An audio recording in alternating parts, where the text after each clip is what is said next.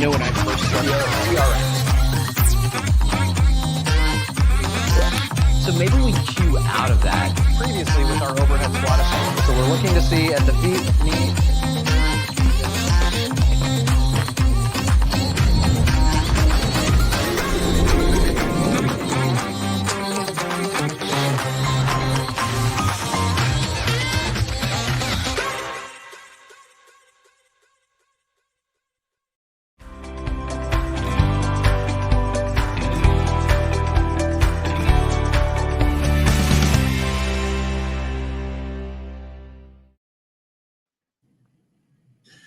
Good afternoon, everyone, and welcome to NASM Live. My name is Prentiss, and I am here, as always, with Wendy Batts and Marty Miller.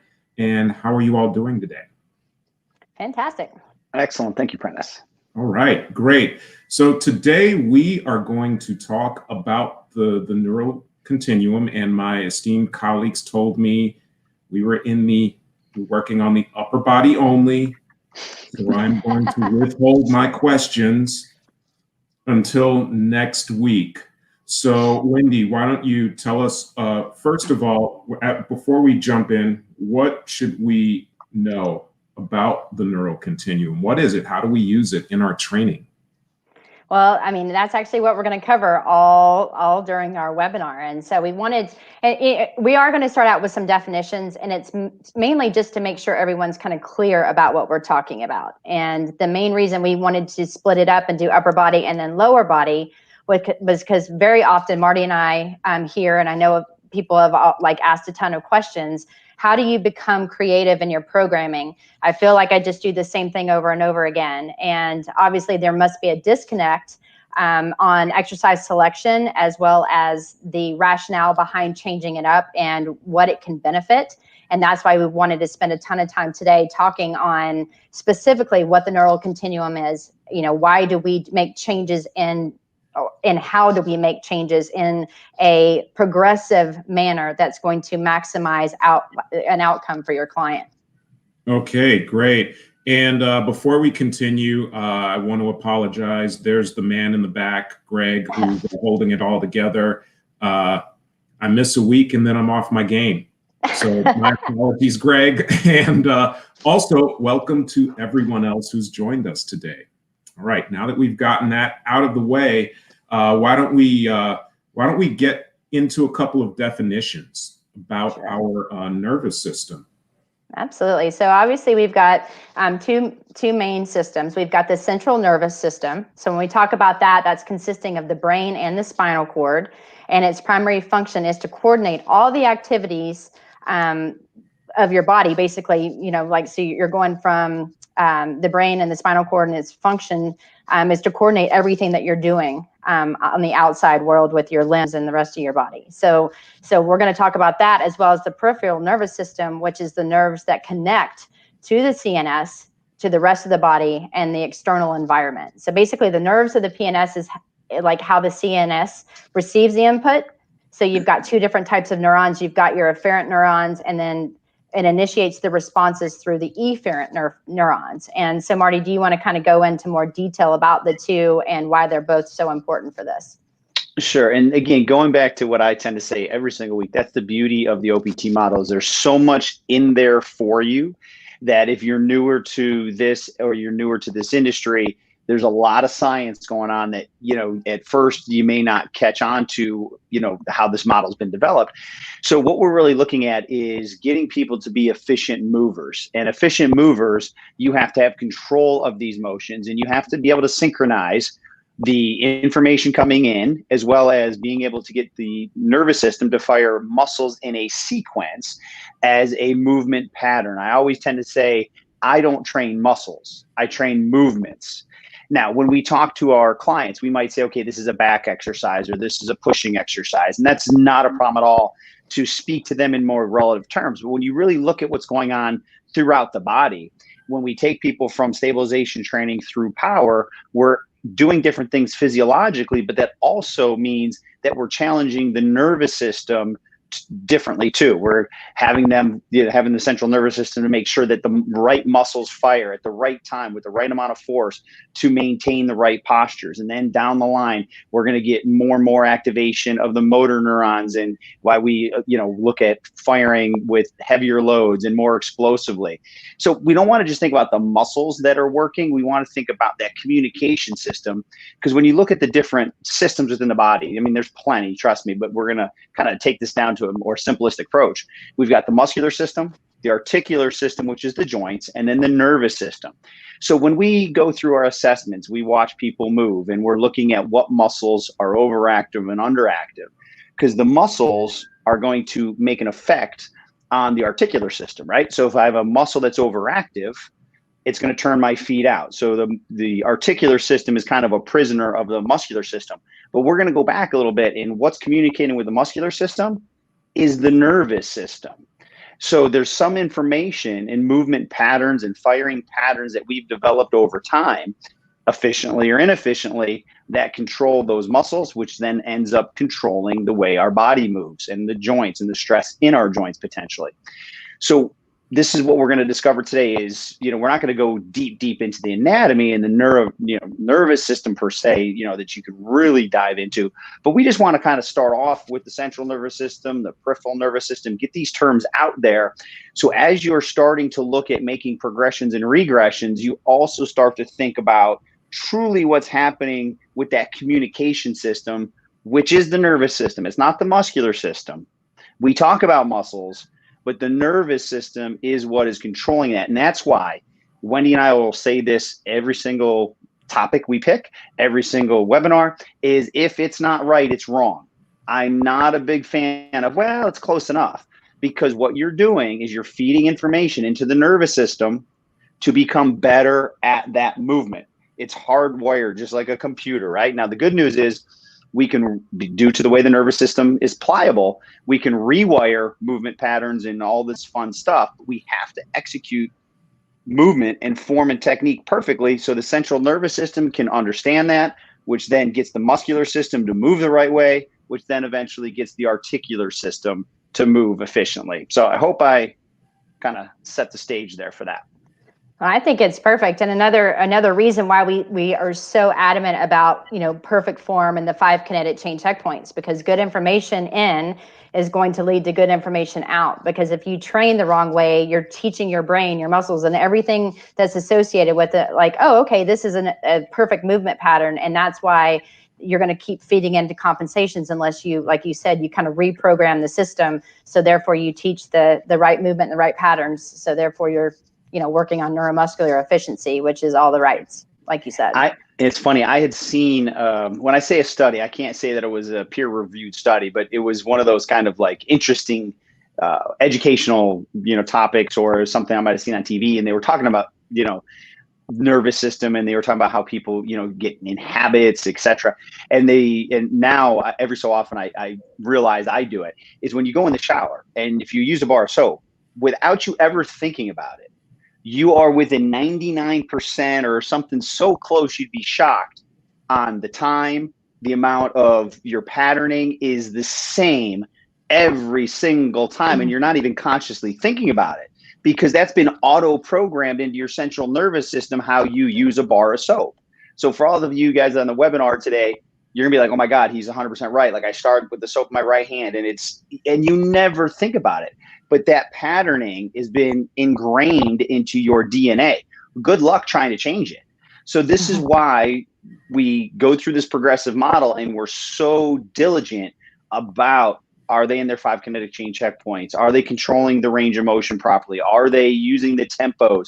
Because we're really digging into the central nervous system and trying to make a change there, as well as in conjunction with the muscular system. Yes. Okay. So that brings me to my first question, and I said that I wasn't going to ask questions, but we knew that wasn't possible. It wasn't possible. So you brought up a really good point about patterns and ingraining patterns within our nervous system. Let's say we go down that pathway of doing exercise for the sake of exercise without the consideration of function. How long does it take? how long would it take you to repattern that? I've seen the number, and again, we could look at this differently. There are people who are, quicker learners, athletic adapters, and there's people that they just struggle with controlling movement. And it's got nothing to do with good, bad, or indifferent movement. Some people just aren't as in tune. But I've seen over 10,000 proper repetitions. And I know where you're going, Prentiss, so I'm going to jump in here early. Is we both know that what Bruce Lee has said is he's not worried about the man who studied 10,000 kicks. He's worried about the man who studied one kick 10,000 times. So it kind of correlates in there perfectly that to master something, you have to be efficient with it for a long period of time to really ingrain that, especially if you've had improper movement patterns. So a follow-up question to that, since you stole my thunder in the Bruce Lee point. So when you do ingrain that, and this is probably going to be the topic of today, when you do ingrain that, how do you, let me set this up with a statement. When we are under stress, we revert back to basic training. So our most basic movement patterns, because at that point we're trying to survive, and whether that's fatigue or the stress of an athletic event, we're going to go back to that movement pattern where we're super comfortable. So how do you, when you're training, how do you graduate that stress? You got to do it purposefully. So again, today was an example, and it tends to, the mornings that that we do these on Thursdays, I'm always kind of in my own head thinking about what we're going to talk about. And I realized today, for example, I was doing a tricep exercise, and I like to stand comfortably with my left foot forward. It's just, I don't even think about it. That's just my position. Just like in martial arts, I would always stand that way. It is very awkward and uncomfortable for me to stand with my right foot forward. So when I was doing 3 sets, I made a conscious decision to do 2 of the 3 sets with my right foot forward, because I need that patterning. Because there's no way that I can tell in life that I may not be in a situation where I need to react to something with my right foot happens to be forward. So I'm neglecting that because my dominant pattern is with my left foot forward. So I purposely, even though it was a tricep exercise, there's still that accidental exercise that carry over just by how I stand, where I position my body, what foot I use in front or behind. So why would I not want to put that into my program to become the most well-rounded individual that I can be? Because I never know what life's going to give me. Sure. I never know where I may have to react, where my right foot happens to be in front of me. So again, we're going to go over more progressions with upper body and things like that. But that was just a thought process today, and I'm right-handed dominant. So I have to make considered, decisions and conscious efforts to not be that dominant sided person. And that's what we're going to go through with some of the neural continuum and then patterning, et cetera. Okay. And Prentiss, to add on to what Marty was saying, I mean, in new trainers, especially, as they're going to hear this more and more. If you're kind of been in the field for a long time, you've heard this 1,000 times.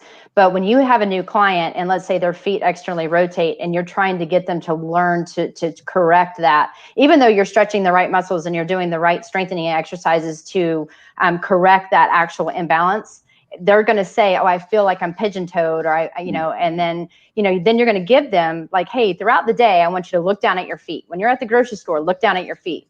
And if they're going out, correct it. Because the only way to reprogram your brain and your body to start playing nicely together is to train it in a proper manner. Because again, the body does the path of least resistance. And if you've always stood with your feet out, you standing with your feet correctly feels so odd for a long period of time that it takes, I have one client that said it took me 3 months to realize that my feet are finally straight, because every time I would look down, I noticed that one of them was out or both of them were out, and you're always in my head. And that's where I like to be. I want my clients to understand, hey, if your feet are going out, you're feeding into even more of these compensations that we're working to really correct you, to really, again, get the right muscles firing the way that they were intended to fire. So I think really honing in on the assessment, saying, hey, from here moving forward, your feet being this way is going to help relieve pain, or it's going to help with this movement pattern. As a trainer, it's our responsibility and job to show them and say that it's okay, you're going to feel awkward, but over time, that's going to become the new movement pattern that your body's finally going to accept. Okay. And my final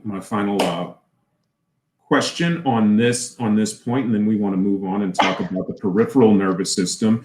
And this is for the trainers, and there's sometimes a sentiment out there that all of this stuff is just, it doesn't work. No one does this in the real world. Why don't we just get after it? We've heard that phrase before at some point. What's the risk reward for introducing, when you're learning a new pattern? It's very delicate. It's a very delicate time until it becomes ingrained into your system. So what's the risk reward for introducing too much stress too quickly? Well, from a patterning standpoint, if you're not moving efficiently yet and you start to introduce load or speed, you have now become more efficient to be inefficient, if that makes sense the way I said it. So if I'm allowing a squat with an anterior tilt, and especially if I'm loading it, I'm saying, hey, this is phenomenal. This is awesome. Remember this, and I've just made you stronger in that bad movement pattern. So now it's going to take even more time to reverse engineer that. So a lot of people get frustrated because they want to lift the weights and they want to burn the calories and they want to do it's like, okay, what's your ultimate goal? Long-term success or temporary workout enjoyment?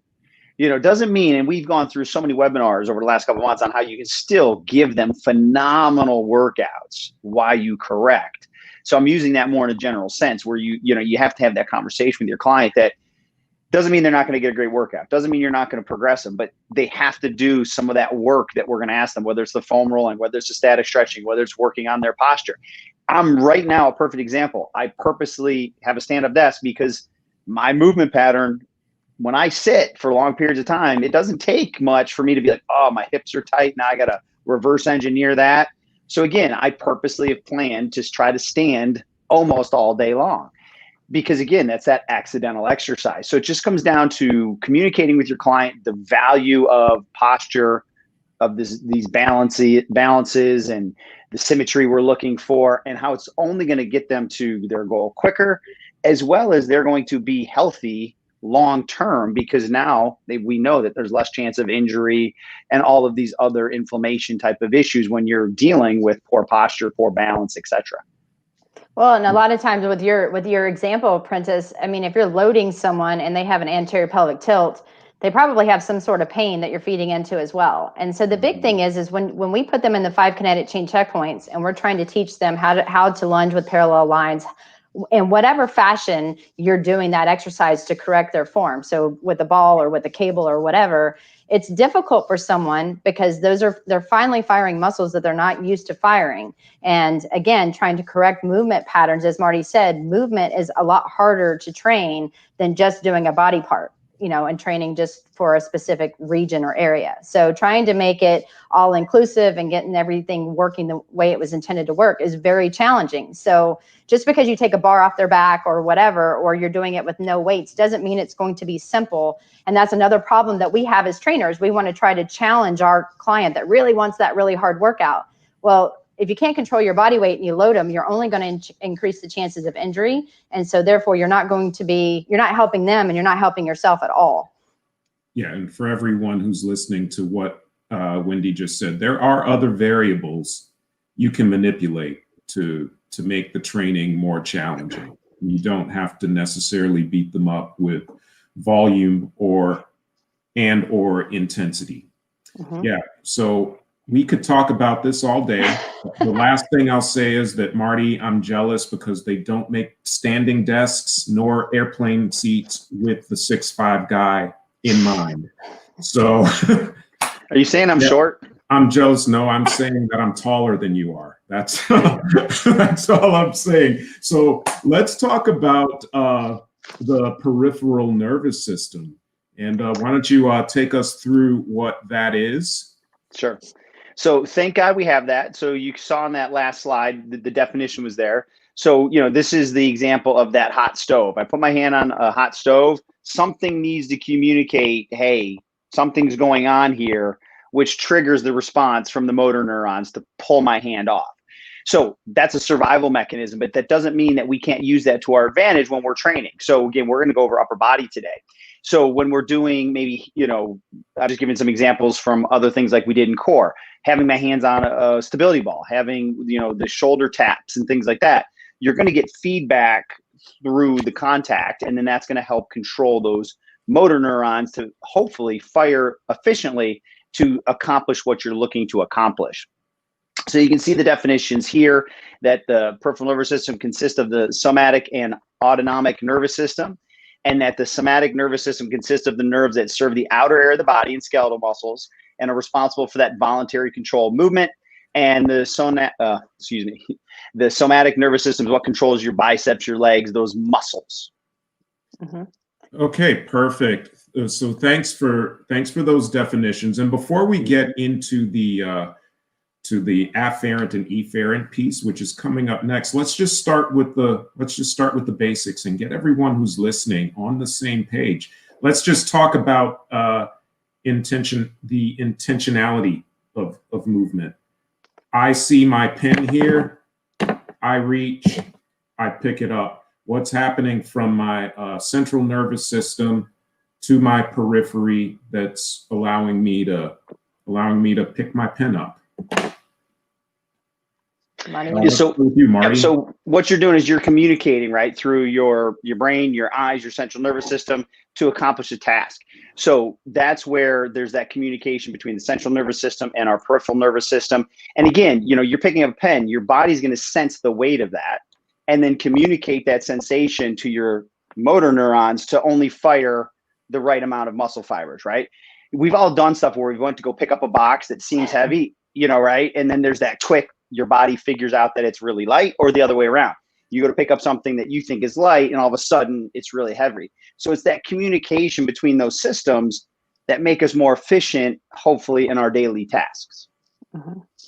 Okay. And when you see the definitions, guys, I mean, we put those there just to try to make, clarity of exactly what we're talking about. And I know the nervous system, like Marty and I said, we could probably talk hours on just the nervous system alone. But, just think about this. When you're talking about the somatic nerves, we're just talking about the component of the PNS that's associated with just bodily movements that our skeletal movements do. And then when you're thinking about the autonomic nervous system, those are just largely unconsciously done. So like your heart rate, your digestion, breathing, those are done involuntarily. You don't have to think, oh, it's time for me to breathe, or your heart doesn't have to think it's time for me to pump. So there's two different things. And again, we're going to focus a lot on the somatic part because, again, that's what we're training to teach that component how to do things correctly. So, because those movements are truly what's going to help with our skeletal muscle overall movement. That's going to help us overall in general with everything that we're doing. Okay, really good. Now let's get down to the basics of human movement science. We talked about that a little bit earlier, proprioception, neuromuscular efficiency. Oh my gosh, I can't talk today. And sensorimotor integration. Why don't we go through those, Wendy, and Sure. Tell us what's happening in each one. So we're talking about proprioception. Again, it's the input from the sensories, like all the information that we're getting on how to manage movement with that outside environment, if you will. So it's kind of like we're trying to think when we talk about getting the most proprioceptively enriched environment that you're going to see in your book. It just means to challenge yourself in different environments, but you also want to maintain proper movement and control. And that kind of leads us into the neuromuscular efficiency. And again, these are just really big words, but all it means is that the right muscles are firing at the right time and in the right plane of motion. So all the rights, everything's happening the right way. And so again, it may seem like, oh my goodness, there's all these definitions and it may seem like it's really confusing, but neuromuscular efficiency is ideally what you're trying to achieve in your overall daily life. And then, of course, you've got the different types of integration. So, basically the central nervous system needs to gather the different sensories. So therefore, you can produce the proper movement long term and whatever it is that you're trying to execute. So if you're standing single leg on an RX pad doing a bicep curl, that's a lot that's going on in the nervous system, the muscular system, and in the brain. And you need to train the different patterns. How do you handle all these different things coming in and move with, of course, neuromuscular efficiency, everything firing the way that it's supposed to fire? And so that's what makes this neural continuum that we're going to talk about next so important, because if you're always doing the same thing, you're really not training your body the way it was intended to be, to move, because again, we don't usually do the same thing every day the exact same way. So you want to change it up a little bit to make sure that you're challenging your body, but then you're also maintaining the proper integrity of the entire, all the different systems. So therefore you're training properly and moving the correct way. Okay, for sure. So thank you for that explanation. And before we move on, and I know you talked about several big words here. Some of them I couldn't even say. But when we talk about proprioceptors, we as trainers work with a few.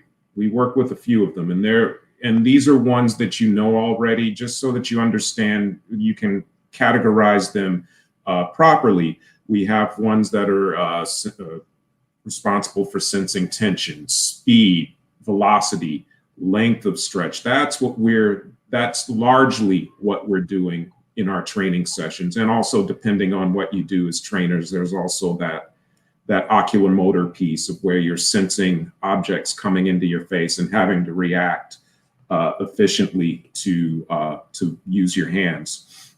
So let's go ahead, and Wendy, tell us about the neural continuum. How are we going to get creative with our training using that neural continuum?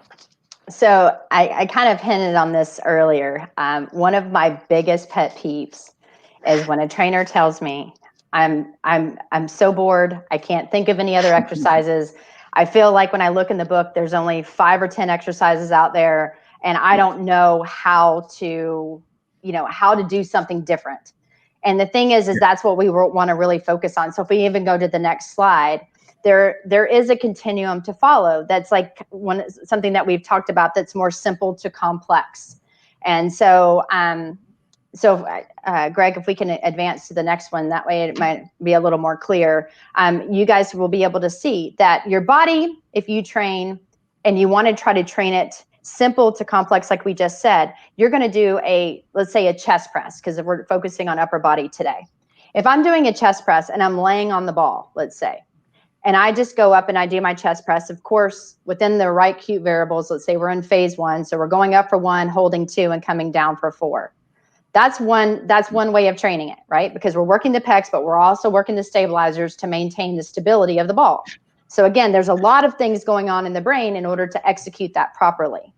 But now, if I'm up on the ball and I did 2 arms, either the next set, if that was easy, or even the next time someone comes in, or time after that, once that becomes easy, you can do alternating arms. It's a completely different demand on the system when you're doing something like that. So you can do alternating arms with your arms up and coming down 1 at a time. Okay, that's different than the 2 arm. You can start low, start low to high. That's different. And then trying to do alternating at the same time. So in a continuous form, again, that's 4 different ways. And that could be 4 different days of just the chest press on the ball. And then you're also then getting rid of an exercise, doing a single arm. That's another day. And then a single arm with rotation. That's just using dumbbells on a stability ball. It would be different if you were on a bench. It would be different if you wanted to do the same type of continuum on a cable. And then also you think about this, different ways of doing like push-ups on different pieces of equipment on the floor, 1 hand on a medicine ball, both hands on a Bozu ball. Anything to change the environment itself is more challenge on the body, utilizing the stabilizers, the prime movers, and then everything that's associated to make sure the brain understands how to execute that correctly. And then you as the trainer maintaining, keep drawing in, squeezing your glutes, make sure you fully come out into the little plus to really get the shoulder blades to spread. I mean, all of that stuff is some things that often we don't include because we don't think it's different, but the demand on the core and the demand on the system and training in different environments like that is truly different, even though you're still working the same prime mover. Yep. And when you make such a great example, and we will talk next week about the lower body and how you can combine these together to make even a bigger continuum. So like today, I was doing shoulder presses. I did the 1 arm shoulder press and I progressed. I was doing primarily sagittal plane for 1 week. Then I went into a frontal plane. And then I went into a transverse plane where I actually did a press with a trunk rotation. So again, same exercise, but because of I was in the one arm, I was still able to add different planes of motion with this body part or movement pattern to add even more layers to this neural continuum. Mm-hmm. So there's always tons of awesome progressions you can do. Absolutely. And you can do the same thing after you did the dumbbell. You, like I said, go to cables again. Go to the same continuum, or switch it up. Two arms on the ball, 2 arms in on the cable, until they can execute that correctly. And that's just it. You want to vary it up because you're only as strong as you are stable. So again, stability is so important. That's why we do phase 1. But then again, you also want to change the demand as much as you can, because I always say that a controlled environment with just doing the same thing over and over again isn't going to progress a person. You want to challenge their environment, but then execute perfect form, and you really will see a huge gain long-term for these clients. Okay, thank you for that. So I'm going to ask this question, and the only reason I'm asking it, even though I did promise I wasn't going to ask a lot of questions today, is there any variation in this continuum? And my reason, my question is going to my question's based on this. With some modalities, so that one doesn't develop imbalances, or one doesn't favor their stronger side. In some modalities, it's taught to just work with the single arm first. Just work with a single arm first to work out any differences in strength. And then once that's been acquired, then moving on through the rest of the continuum as it relates to that exercise. Is there a necessity to do that, or should we stick to the continuum as it's displayed? I can jump in here if you want, and then I'm sure Wendy's got some great points too. So again, remember, this is a progressive model, and I talked about at the beginning that there's more to this model than most people think. Mm-hmm. So again, and I'm going to go by the word you use when you use strength, which to me means phases 2, 3, and 4. Going back, if I assessed them and found these imbalances, I could either start them in correctives, where I might just target one side of their body, or in stabilization endurance, I should have kind of cleaned that up. Once I get to a strength phase, sometimes it'll pop up a little bit, and so, okay, you know what? We really made progress, but now under load, I'm still seeing a little difference. But if I use the whole model to my advantage, it shouldn't be a drastic difference. Now, if you take somebody brand new day one and you jump into the continuum and start to do one arm alternating, and they've never done stabilization or corrective, you might see some drastic differences, right? But that's the beauty of the model. If you can use the entire model, by the time you get to the phase and the progression and the continuum portion that they've earned the right to be in, should be minimal at that point in time. Yeah. And with that being said too, Prentiss, based on your question, I mean, when we think about that core, balance, and reactive, or if you're doing the CES, or if you've been through the CES, the corrective portion should be handled beforehand. Like, we're spending a lot of time on the neural continuum, but usually we do this in the resistance portion. So hopefully we have helped, activate muscles that need to be activated. We have inhibited muscles that were overactive that needed to be, calmed down, put everything back into proper alignment before we started this movement. So yeah, you wouldn't necessarily want to just jump into something, because again, that could lead to bad information in, bad information out. So again, the whole time we're programming proper form, proper movement. And just because it may look cool and it may be something that, is fun to try, is it really beneficial at that time for your client? And that's really up to you as the trainer to determine. Yeah. And to be clear, I'm always coming from the perspective of a rehab professional. So most of the work that you and all three of us have done usually starts with one side and making sure from that perspective that they're strong. Can they contract against gravity? Can they do simple skills like picking their arm up before moving them into what we're talking about today? So that's always the point of view that I'm coming from. And well, let's talk about now the progressions and regressions. Sure. So, I mean, basically, we're again, thinking about like we discussed, it's simple to complex movements. So we want to progress, we want to think about stability. We also want to think about the complexity of the movement.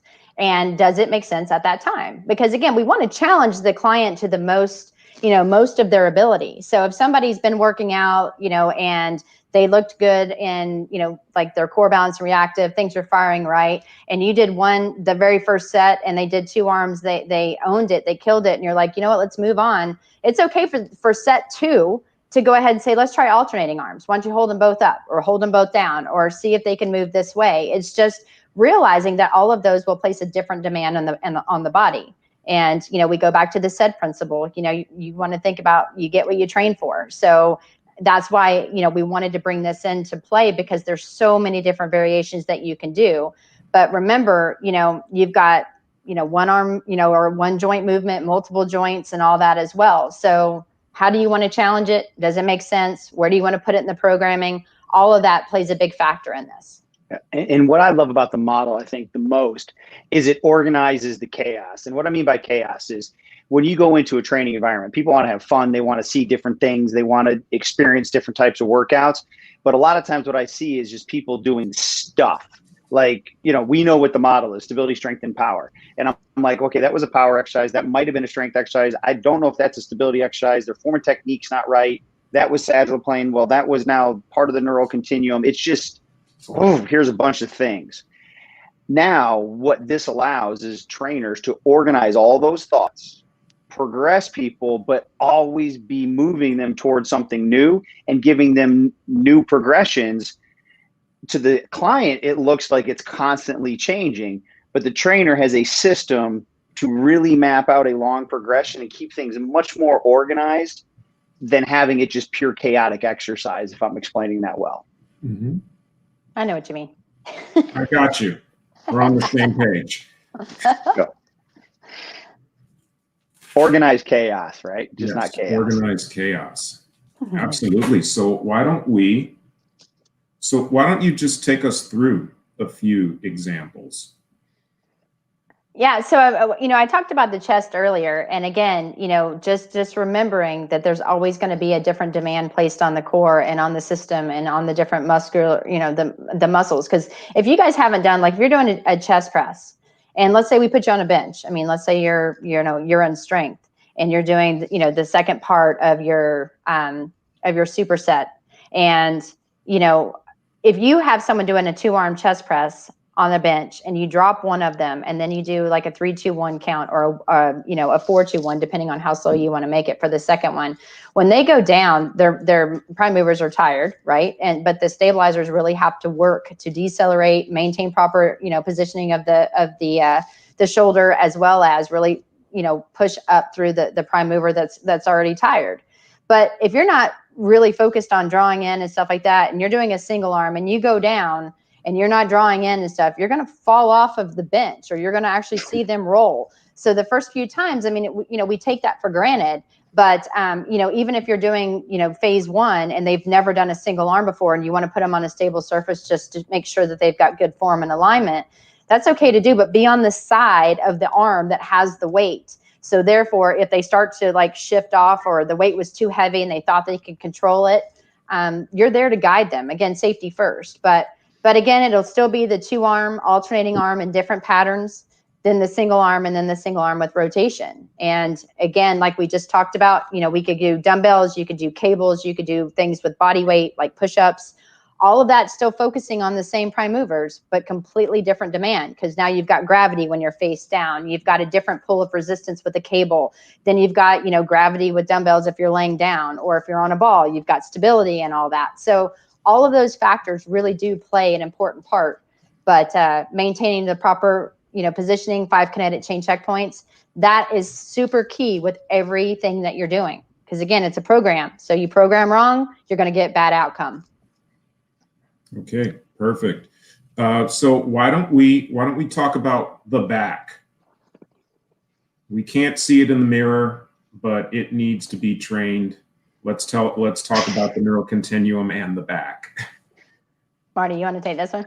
Sure. So of course we'll get into lower body progressions next week for these exercises where you're standing. So we're just going to talk about the upper body today. So again, keeping it simple, starting with 2 arms. Now, there's a lot of layers to the continuum. So we chose an exercise where somebody's standing. But again, I always use my mom as an example. Don't tell her, but if she came in day one, I may need to put her seated with her chest supported because that's all she'll be able to control, right? With 2 arms. And some people are like, well, isn't that a strength exercise? Not necessarily, not for my mom, right? If she does not know how to keep herself in a neutral spine position, she's trying to focus on what's going on in the gym around her, I'm going to keep it as simple as possible so she can just learn what a proper pulling pattern is. So this isn't the lowest level of a progression, but we just chose a picture where somebody's standing because inevitably, as they let their arms go forward, if they don't stabilize their core, they would move their whole body forward. And if they can't stabilize as they go to pull, they might lean backwards. So again, we just wanted to, give an example. So she's starting with 2 arms, then you would go to alternating arms, then you'd go to the 1 arm, and then you'd go to 1 arm with rotation. And again, we'll tie in the lower body next week and how these things can be combined as well. Okay, and Marty, I want you to highlight that point again about your mom, who will never ever hear this webinar. Exactly. She'll never see it, but you brought up an important point in that we sometimes like to pigeonhole. There are some exercises that are definitely better suited for stability and power, but if you're practicing the art of training, the person in front of you is going to drive where that exercise falls, and then the variables you choose as a coach will also dictate which phase that exercise belongs in. So let's talk about that a little bit and make sure everyone leaves understanding that. So a term that I've used all the time before is we have the 3 phases of training: stability, strength, and power. And everybody needs to train in all 3 because those are capacities. Someone's ability within those capacities is totally different, right? That doesn't mean they shouldn't train in that capacity. So same thing with the neural continuum. It's their capacity to control their central nervous system and maintain ideal posture and, the movement that we're looking for. So let's go back to a chest press. Day 1. If you have someone that's brand new to a gym that seems to be a little bit overwhelmed and, that is newer, you want them to have the utmost success. So if you're just trying to see if they can even breathe while they're doing any movement, so we're going to use a push, I'm going to put them on a seated chest press with their back supported and just teach them what I mean by a pressing motion where their head's not coming forward or their shoulders aren't elevating, right? There's only so much I want to try to correct in that first session. Now, so if somebody comes in and has been working out their whole life, I'm gonna be able to jump to the standing row or the standing chest press. So again, it's what is that person and what does the neural continuum mean to them? And can I regress it enough to where I find what they can control? And then do I know the progressions to get them to some of these more advanced levels, which could be standing with 1 arm with rotation. Doesn't have to start there today. That's why it's the neural continuum. There's a process. You got to earn the right to go through those. So don't be afraid to start with something very, very basic. Even though a seated chest press is definitely much more of a strength piece of equipment, that could be all someone can neurologically control day 1. We're going to get them off it. We're going to move, but that's where they may need to start. And there's absolutely nothing wrong with that. That's what is going to create success for that client. And to that point, Marty, I mean, like you said, that was a perfect example of somebody that would be, that could utilize that particular one exercise on a stable surface. But even from their back being supported, if now you move them off of their back being supported, still seated, it is another completely different demand that is still super challenging for someone super new to that movement or that maybe doesn't have a lot of core control to maintain proper alignment of the torso, shoulder, head, everything that's associated and super important with the back, push, pull, whatever it is that you're doing. So start with them on the back and then push them a little bit forward so they're still seated, so it's still stable. But then at that point, you can then stand them up and do something different. And Wendy, I know, and Prentiss, I'm sure you've done this too in your workshops. When we do our live events, this is one of the main reasons why we say we purposely don't overload the book with too many exercises because people just start to copy exercises. We're trying to teach concepts. So that way you don't need the exercise provided by us. Of course, we want to talk about all the pushes, the pulls, the hinges, the squats, the lunges. Like we want to talk about what those are and how to do them. But we really, if you can understand the concepts as Wendy said, you're not going to be bored because now you've got the phases of training, planes of motion, neural continuum. You've got so much information there. And then you've got the different tools such as bands and kettlebells and battling ropes and all these other things. So again, you know, it's funny. My mom once told me only boring people are boring. So only boring trainers should be bored, in a sense that use the science that we're teaching you, challenge yourself to think it through in a system, and you'll have plenty of exercises. Because like Wendy said, just moving them off the bench or the seated chest press, you just change the whole game for them. Mm-hmm. And if you've never really done the neural continuum, one thing that I would tell you to do is when you go back to the gym or your home or wherever it is that you're working out, try to, like, you know, just try a basic chest press, because everybody pretty much is familiar, especially trainers, with what's a chest press. But try it with 2 arms. If you're on a ball, try it with 2 arms. Try, you know, again, thinking about the acute variables, slow down the tempo, and then just do a few reps, and then drop it down, and then see what happens when you do the different alternating. So alternating from the low, alternating from the high simultaneously. That's the one that crushes most of my clients, because then they start to rotate on the ball starts moving, they start losing control because there's more momentum going on. So having to maintain proper alignment and really just forcing the muscles that are meant to fire in different environments with the counter movement happening, super challenging. And then drop a weight down, do it single arm, do it with rotation. And that way you understand and you can feel the differences that's going on, because until you really do it, you're like, oh yeah, it kind of still all seems like it's all the same. It is not. And your clients will appreciate it too. It makes your programming easier. I'm not saying it's ever easy, but easier. And then as a client, it's something different every time, and they're going to appreciate that.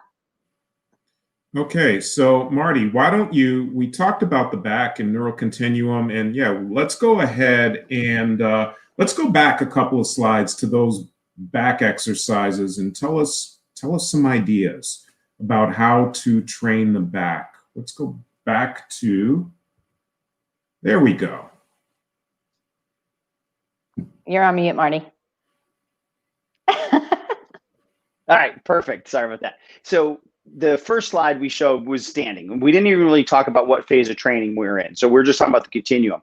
So obviously here, if you look, there's a lot of different progressions. So you've got the 1-arm row supported. In theory, you would think that's a strength exercise. But again, that might be what their first part of a continuum might be. Even in stability training, we don't have to always have them bend over, not support themselves, because maybe we're trying to see how stable their core is. And then you've got the half kneeling position. Then you've got, now you can see all the way to the top right in the slide, you've got a partial bend over, partially supported, and now they're transitioning from fully supported with the bench to maybe moving towards not supported at all.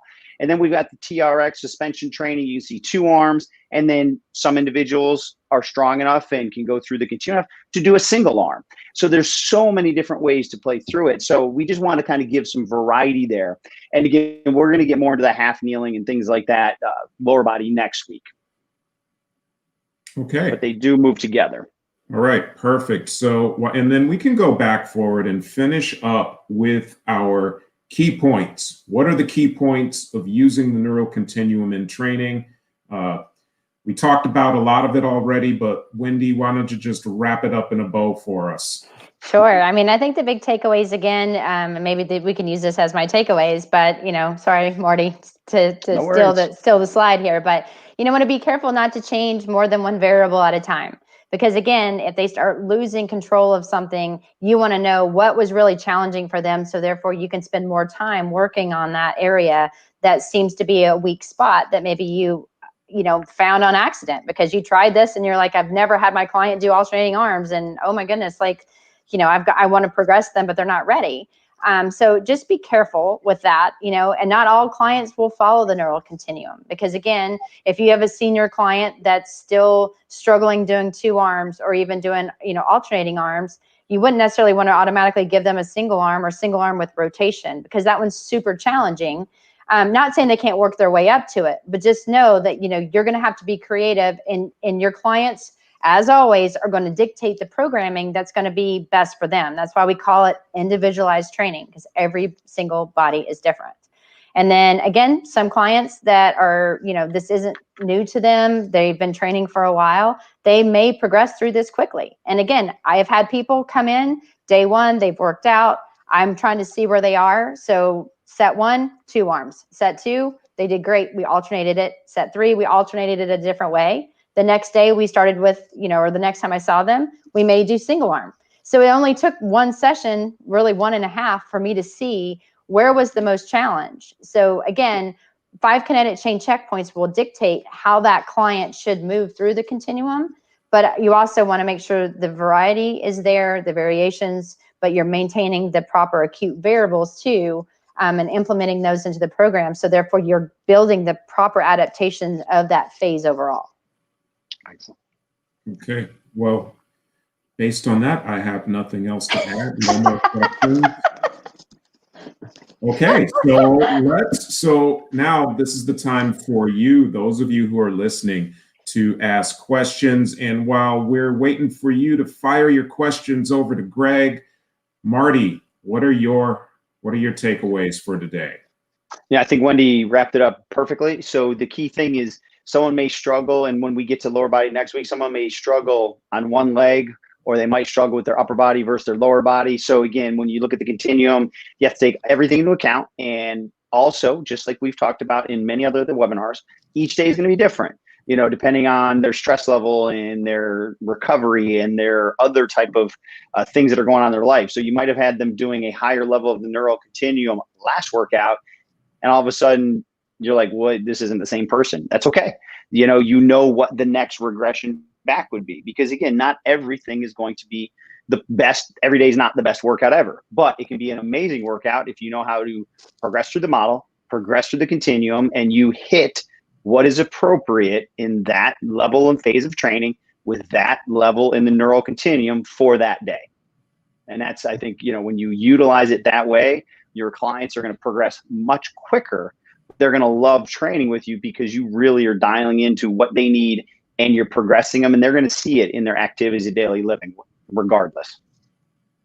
Right, great. And I guess my big takeaway, and both of you said this, is my grandmother she never told me life was like a box of chocolates, but she did tell me that if you're bored with something, you're a boring person.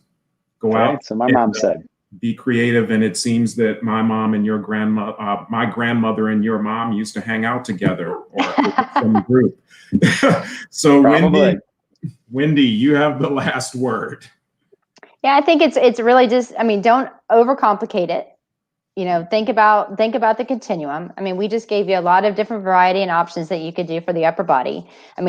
Obviously next week we're going to focus on the lower body, and then how do you implement that with the upper body? So we're going to give you even more things that you can work on.